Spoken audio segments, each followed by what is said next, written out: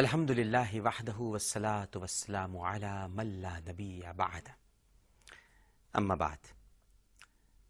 ناظرین کرام السلام علیکم. پروگرام آثار قیامت کے ساتھ عامر لیاقت حسین حاضر خدمت ہے. ویسے یہ جملہ بھی بڑا عجیب سا ہے کہ آثار قیامت کے ساتھ عامر لیاقت حسین حاضر خدمت ہے، کیونکہ ہم سب ہی آثار قیامت کے ساتھ ہی جی رہے ہیں، اور علامات قیامت جو چھوٹی چھوٹی ہیں وہ ظاہر ہوتی جا رہی ہیں. بس بڑی علامتوں کا انتظار رہ گیا ہے، تو ہم سب آثار قیامت کے ساتھ ہی حاضر ہیں. آج ہم اپنی گفتگو کے سلسلے کو مذاہب عالم میں قیامت کے تصور کے ساتھ آگے بڑھائیں گے. ناظرین کرام، آپ سب جانتے ہیں کہ عقیدہ آخرت یعنی قیامت پر ایمان مسلمانوں کے بنیادی عقائد میں سے ایک ہے. قرآن کریم میں ہے کہ اللہ اور اس کے رسول صلی اللہ علیہ وآلہ وسلم پر ایمان کے بعد روز آخرت کی اہمیت کیا ہے، اور اسی پر سب سے زیادہ زور دیا گیا ہے، کیونکہ موجودہ دنیا کے تمام اعمال اور ان کے نتائج کی اصل بنیاد اسی آئندہ دنیا کی بنیاد پر قائم ہے. اگر یہ بنیاد متزلزل ہو جائے تو اعمال انسانی کے نتائج کا شیرازہ بکھر جائے گا. اسی لیے تمام مذاہب نے کسی نہ کسی رنگ اور کسی نہ کسی اصطلاح میں حیات بعد الموت کو متفقہ طور پر تسلیم کیا ہے. دنیا کے تقریباً تمام ہی مذاہب میں عقیدہ آخرت کا تصور موجود ہے، چاہے وہ قدیم مصری تہذیب ہو یا یونانی، آتش پرست ہوں یا بت پرست، بدھ مت ہوں، مسیحیت کے علمبردار ہوں، یہودیت. ہر مذہب کی تعلیمات میں آخرت، مرنے کے بعد دوبارہ جی اٹھنے اور جزا اور سزا کا تصور موجود ہے. اب ہم یہ بات کریں گے کہ دنیا کے مختلف مذاہب میں قیامت کا کیا تصور ہے. اس پر گفتگو کا آغاز یوں کرتے ہیں کہ قدیم اہل مصر کا عقیدہ جو ہمارے نزدیک یعنی جو ہمیں نظر آتا ہے اور جس پر ہم بات کر سکتے ہیں، وہ یہ کہتے تھے کہ موت کے بعد کی زندگی کے حوالے سے جو فکر و نظر کا سب سے پہلا سرچشمہ جو سامنے آتا ہے، جو دکھائی دیتا ہے، اور جو وہ کہتے تھے اور جو ہم کہہ سکتے ہیں اپنے علم کے مطابق، وہ مصر میں پھوٹا، یعنی قدیم مصر میں. موت کے بعد گناہ و ثواب کے حساب کتاب اور بھلائی اور برائی پر جزا و سزا کا تصور بھی سب سے پہلے نازل مصر ہی میں نمودار ہوا. اگر ہم 2600 قبل مسیح کے مصر کی تاریخ اٹھائیں تو ہمیں اہل مصر کے ہاں عقیدہ آخرت کا سراغ نہیں ملتا، مگر فرعون مصر کے 5ویں خاندان کے عہد میں اس عقیدے نے سر اٹھایا، اور پھر وہاں بادشاہوں کی لاشوں کو حنوط کر کے یعنی کیمیائی عمل کے بعد انہیں ممی کی شکل دے کر دفنانے کا سلسلہ شروع ہوا.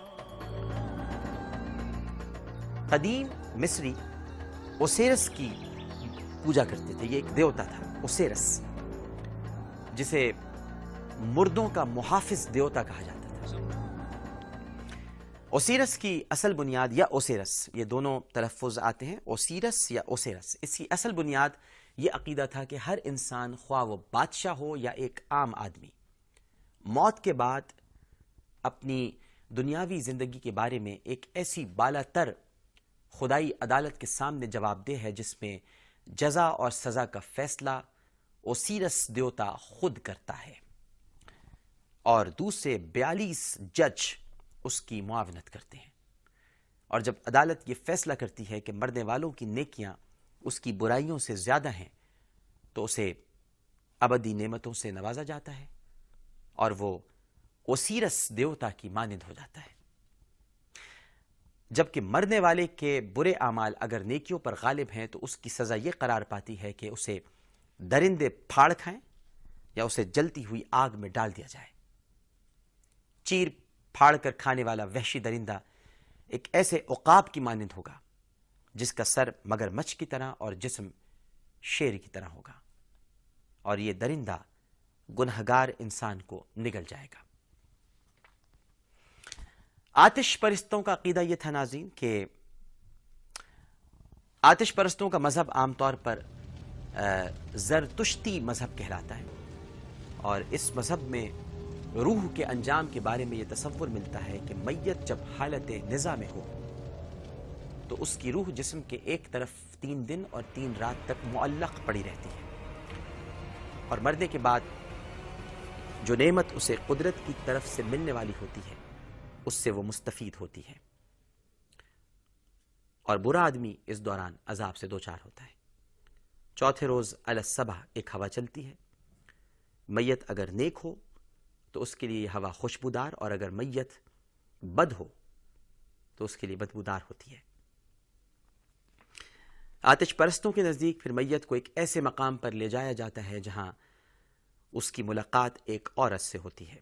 اگر میت نیک ہے تو وہ عورت نوجوان اور خوبصورت ہوگی، اور اگر میت بد ہے تو وہ عورت مکرو بوڑھی عورت کے روپ میں ظاہر ہوگی۔ زرتشتی مذہب میں ناظرین میزان اور پل صراط کا تصور بھی ملتا ہے۔ حساب کتاب کے بعد یعنی آخری فیصلہ صادر ہو جانے کے بعد روح کو اس پل یا راستے سے گزرنے کا حکم ہوگا جو جہنم کے عین اوپر سے گزرتا ہے۔ جو نیک لوگ ہوں گے وہ آسانی سے گزر جائیں گے، ان کے لیے یہ پل کشادہ ہو جائے گا، لیکن شرانگیزوں کے لیے یہ راستہ یا پل بال سے زیادہ باریک اور تلوار سے زیادہ تیز ہو جائے گا، جس پر سے ان کا گزرنا دشوار ہوگا۔ برے لوگوں کو جہنم کے تاریک ترین گڑھے میں پھینک دیا جائے گا، اور نیک لوگ روشنی کی طرف بڑھیں گے۔ ان کے نزدیک خداوند یزداں خود آگے بڑھ کر ان کا استقبال کرے گا۔ اب یہ ہو گیا مصریوں کا عقیدہ اور زرتشت یعنی آتش پرستوں کا عقیدہ۔ اب جو قدیم اہل یونان کا عقیدہ تھا، ان کی قدیم دیومالا میں عالم آخرت کا تصور موجود ہے۔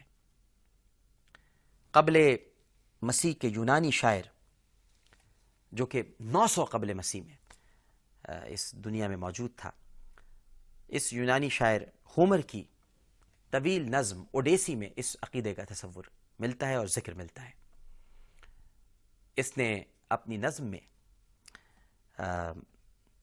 ہیڈز یا ہیڈز یعنی جہنم کا ذکر کیا ہے۔